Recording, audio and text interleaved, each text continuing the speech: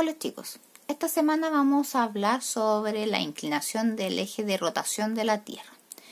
Ya la semana pasada ya empezamos a hablar sobre esta unidad, por lo tanto esta semana vamos a continuar viendo más detalles en relación a esta. Tenemos que por el movimiento que tiene la Tierra, o la inclinación que tiene la Tierra mejor dicho, vamos a contar con dos tipos de movimiento. Uno es el de rotación y el de traslación. Ambos ocurren en forma simultánea, o sea, los dos están ocurriendo al mismo momento. El eje de rotación de la Tierra es una recta imaginaria que pasa entre los dos polos. Ya, esta recta no es perpendicular al plano de la eclíptica, sino que está inclinada en 23,5 grados como se muestra ahí la imagen. ¿Ya? Entonces esta línea roja que aparece aquí es el eje de rotación. Y esta es la línea imaginaria a la cual me refería.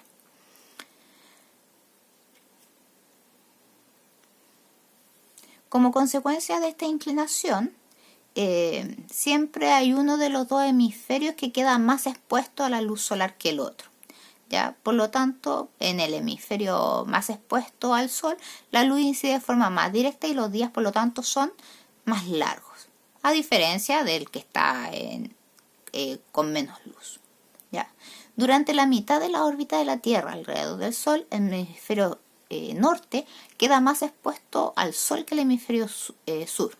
¿Ya? Por lo tanto, durante la otra mitad del año, el hemisferio sur es el que queda más expuesto. Entonces, en base a eso, ahí les dejo esa actividad donde ustedes simplemente tienen que contestar con verdadero o falso. Aquí tienen que, en base a lo que hablamos ya la semana pasada y lo que retomamos al principio de la clase, tienen que seleccionar aquí la alternativa que corresponda. Ya, entonces, la duración de los días y de las noches. Nos vamos a centrar en esto.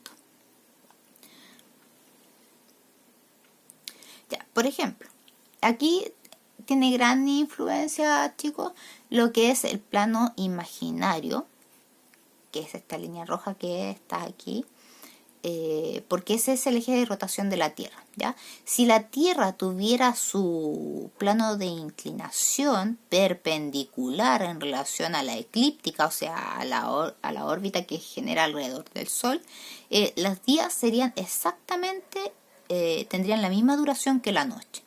Pero como no es así, vamos a ver la siguiente situación.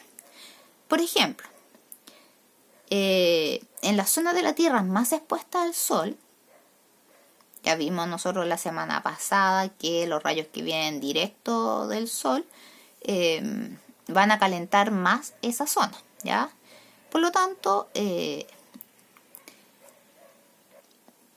entonces, como lo veíamos en la clase pasada, en aquellos lugares que reciben la luz del Sol con un ángulo de incidencia mayor, los días son más largos y por lo tanto las sombras que proyectan son más cortas. ¿Se acuerdan que lo vimos la semana pasada? Ya.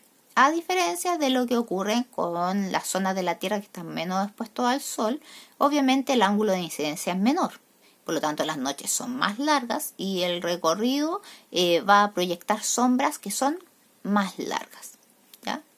Entonces tenemos aquí la siguiente situación. Por ejemplo, tenemos acá el Sol, que esta imagen va junto con esa, ¿ya? Para que ustedes lo puedan entender mejor. Entonces, en el hemisferio norte, o sea, en la parte de acá, está más expuesto al Sol en esta situación. Por lo tanto, los días son más largos que las noches. Por lo tanto, si nosotros ponemos el Sol justo arriba, vamos a ver que la sombra es cortita, ¿ya? Ahora, por ejemplo, de un día de junio, las sombras que proyectan los objetos son más cortas ya que el Sol está muy alto en el cielo. Ya recuerden que estamos en el hemisferio norte, donde en junio tenemos lo que es el verano.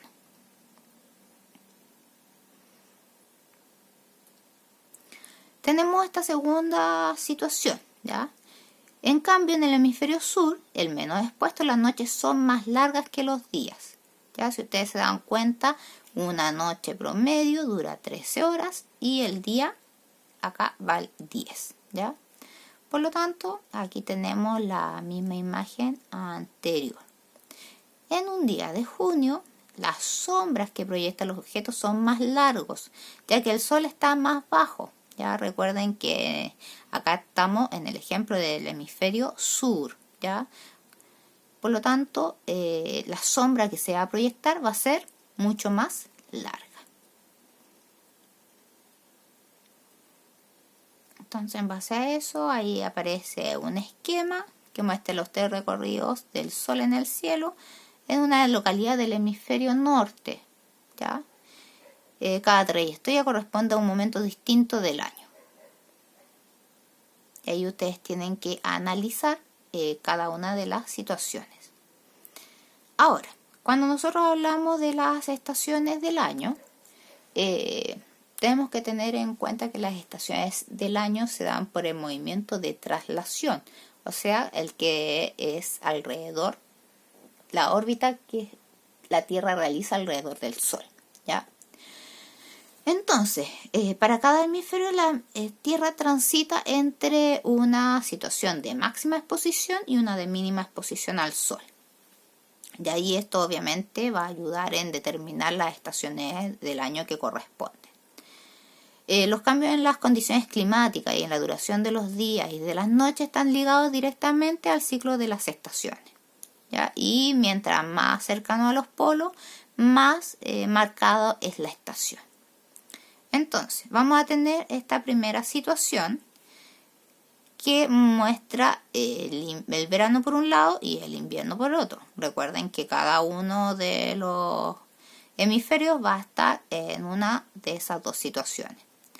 Entonces, en este momento del año en que la exposición a la luz del sol es máxima en el hemisferio norte y mínima en el hemisferio sur, empieza el verano en el hemisferio norte y va a comenzar el invierno en el hemisferio sur.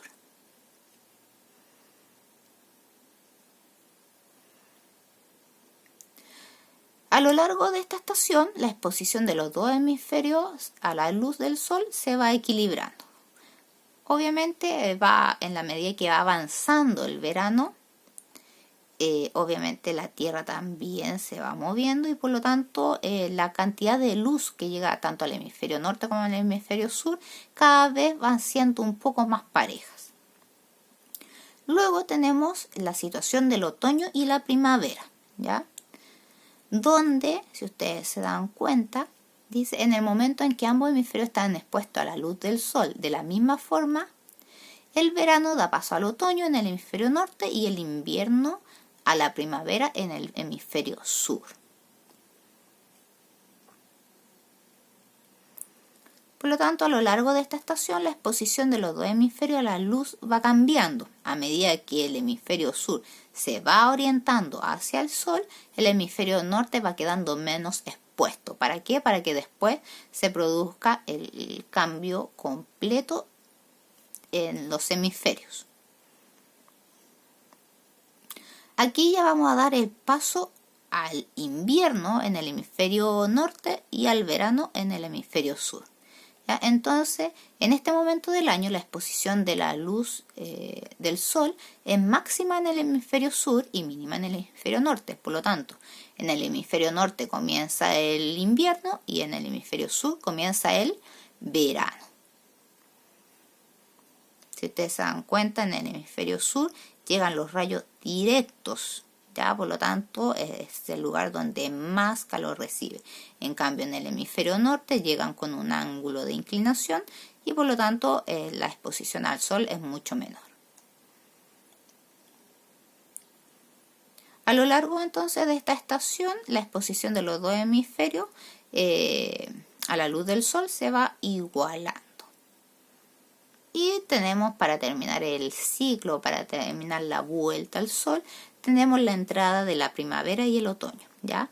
En el momento en que ambos hemisferios están expuestos a la luz del sol de la misma forma, el invierno da paso a la primavera en el hemisferio norte y el verano da paso al otoño en el hemisferio sur. Ya si ustedes se dan cuenta aquí en esta imagen, ambos tienen casi el mismo ángulo de inclinación con el cual reciben la cantidad de luz solar. Y acá de nuevo a lo largo de esta estación la exposición de los dos hemisferios va cambiando.